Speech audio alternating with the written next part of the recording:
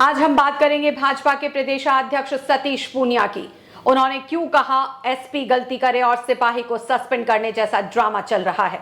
हम बात करेंगे आदि महोत्सव की, जहां लोक संस्कृति, खान पान और व्यंजनों के साथ परंपरागत खेलों की झलक देखने को मिली। इस प्राइम टाइम न्यूज बुलेटिन के प्रायोजक है स्वरूपन फाउंडेशन। चलिए शुरू करते हैं आज की खबरें। उससे पहले आपने अभी तक हमारा चैनल सब्सक्राइब नहीं किया है तो कर लें।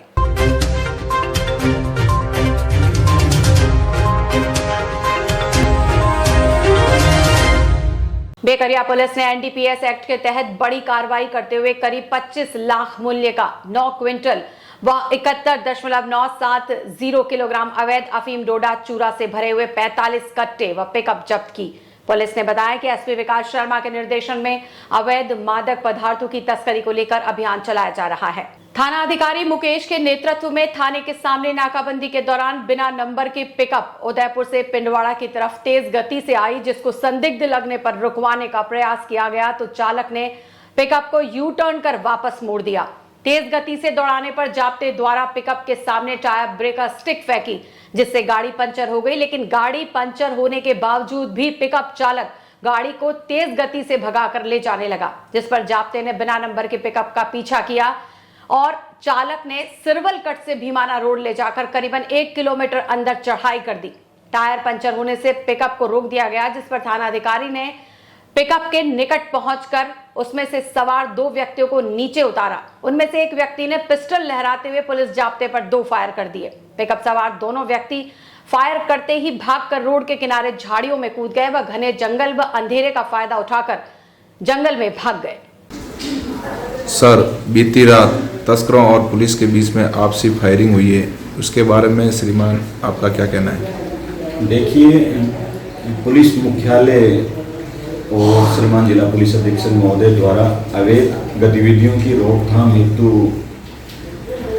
जो दिशा निर्देश जारी कर रखे हैं, अभियान चलाए जा रहे हैं, उसी की पालना में माननीय जो नए जाप्ते के थाने के बाहर नाकाबंदी कर रखी थी। इसी दौरान एक उदयपुर से पिंडवाड़ा की तरफ जाने वाले रोड पे एक गाड़ी ईसुजू की पिकअप आती है और नाकाबंदी देके यू टर्न करने लगती है। इसी दौरान मेरे जाप्ते में से एक जवान अपनी स्टिक फेंकता है, उससे गाड़ी का आगे वाला टायर पंचर हो जाता है, लेकिन चालक उसको भगा ले जाता है। उसका हम पीछा करते हैं तो आगे वापस उदयपुर की तरफ जाके नाना जाने वाली रोड पे सिरवल कट से अंदर घुसा देता है।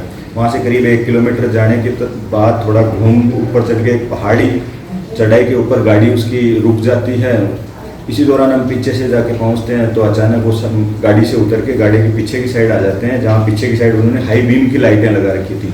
हमें थोड़ा दिखता नहीं, आंखों में रोशनी पड़ती है तो वो थोड़ी हल्का नजर आता है कि वो पिस्टल से लहराते रहते हैं।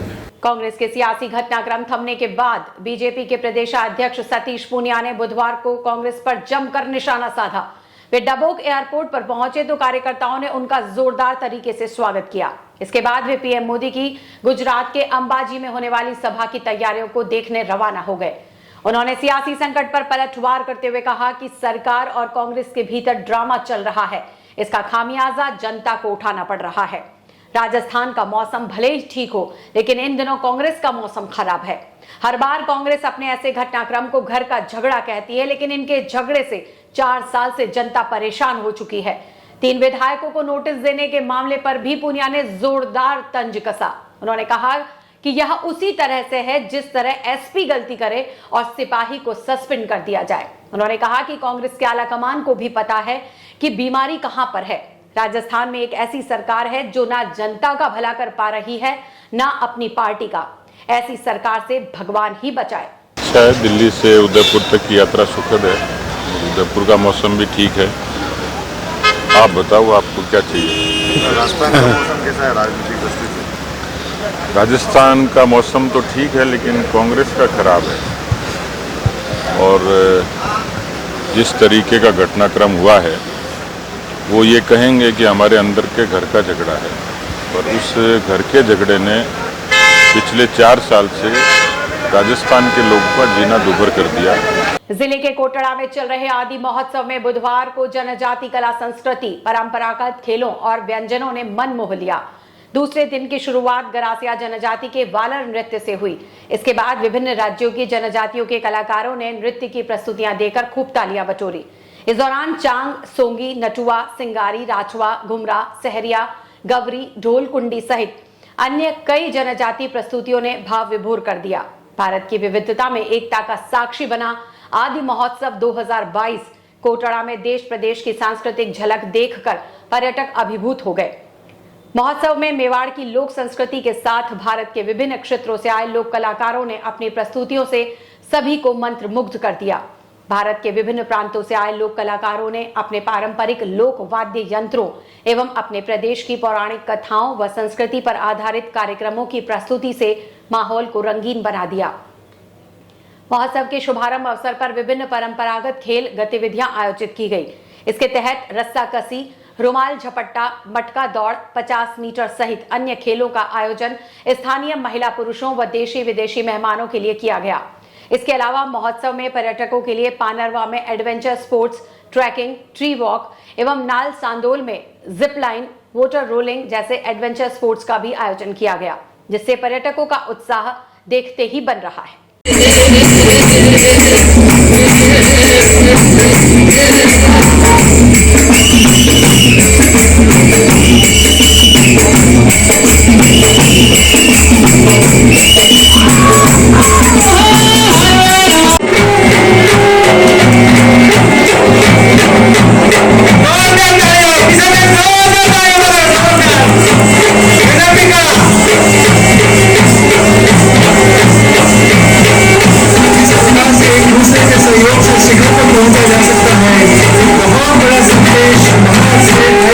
करते हैं दूसरे अन्य कलाकारों का और आनंद से प्रसन्नता।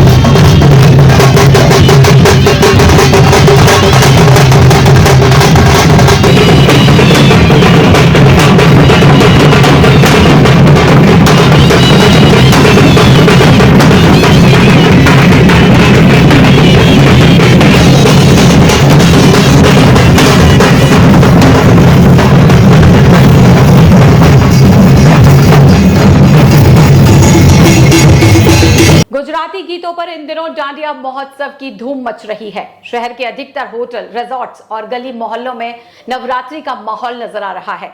महिलाओं के साथ युवतियां और युवा गुजराती वेशभूषा में सज धज कर डांडिया में शामिल हो रहे हैं।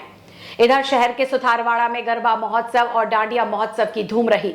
मंगलवार को कई राउंड में गरबा महोत्सव होने के बाद रात को महाआरती में बड़ी तादाद में शहरवासी शामिल हुए। वहीं शहर के जगदीश चौक, घंटाघर, गुजराती समाज, मोचीवाड़ा सहित तमाम छोटे बड़े स्थानों पर गरबा महोत्सव परवान पर है। शाम को आरती के बाद होने वाले गरबा आयोजन में भक्ति गीतों पर माता के भक्त थिरकते हुए नजर आ रहे हैं। दूसरी ओर शहर के प्रमुख शक्तिपीठ आवरी माता, सुखदेवी माता, करणी माता, नीमच माता, इडाणा माता आदि में सुबह से ही दर्शनों की कतारें लगी रही। स्वरोपन फाउंडेशन के 7 दिवसीय कार्यक्रम का दूसरा दिन मां ब्रह्मचारी उपासना के साथ आरंभ हुआ। डॉक्टर हितेश जानी ने पंचगव्य की प्राचीनतम विधि के बारे में रोचक जानकारियां दी। दूसरा, स्वरोपन फाउंडेशन उदयपुर में वेलनेस सेंटर के रूप में अपने आप को प्रतिपादित कर रहा है, जहां पर काऊ डंग से संबंधित पदार्थ एवं गौशालाओं को संबंध कर उद्योग भी आरंभ करने का प्रयास कर रहा है। उदयपुर में कल 29 सितंबर को बच्चों में बुद्धि और वृत्ति से संबंधित विशेष व्याख्यान होगा, जिसमें अधिक से अधिक विद्यालयों से संबंधित टीचर और पेरेंट्स उपस्थित होकर उसका लाभ ले सकते हैं। डॉक्टर हितेश जानी ने बताया कि राजस्थान प्रदेश में पूरे हिंदुस्तान में पाई जाने वाली देसी गायों का प्रतिशत सर्वाधिक है। इस पशुधन का राजस्थान के वासियों को सदुपयोग कर अपने स्वास्थ्य और उद्यम के लिए अपनाना चाहिए। यही नवरात्रि की सही स्थापना और मां की स्तुति होगी। आयुर्वेद विभाग राजस्थान की प्रेरणा से भीम की श्रीजी स्कूल में आयुर्वेदिक लड्डू बांटे गए। विभाग के उपनिदेशक डॉक्टर मुख्तियार सिंह ने क्वारंटाइन सेंटर बोरला आसींद स्थित महावीर कामधेनु गौशाला में निर्मित विशेष प्रकार के लड्डुओं का वितरण किया। समाज सेवी राजू वैष्णव ने बताया कि इस मौके पर सनोज तोमर, कुलदीप तोमर, मनीष सरोहा, धीरज आदि मौजूद थे। मेवाड़ के पूर्व राज परिवार के सदस्य और देश दुनिया के जाने माने युवा होटेलियर लक्षराज सिंह मेवाड़ को उपराष्ट्रपति जगदीप धनखड़ और केंद्रीय पर्यटन मंत्री जी किशन रेड्डी ने विश्व पर्यटन दिवस पर दिल्ली में हुए राष्ट्रीय पर्यटन पुरस्कार 2018-19 समारोह में पुरस्कार से नवाजा। लक्षराज सिंह मेवाड़ को यह पुरस्कार HRH ग्रुप ऑफ होटल्स की 17 से ज्यादा होटलों में जीवंत विरासत के संरक्षण, संवर्धन और उत्थान के क्षेत्र में उत्कृष्ट कार्य करने के साथ साथ शिकारबाड़ी और शिवनिवास पैलेस होटल के हेरिटेज होटल की श्रेणी में सर्वश्रेष्ठ प्रदर्शन करने के उपलक्ष्य में भेंट किया गया है। इससे पहले साल 2017 में भी विश्व पर्यटन दिवस पर मेवाड़ को पूर्व राष्ट्रपति रामनाथ कोविंद के हाथों सम्मानित किया गया था।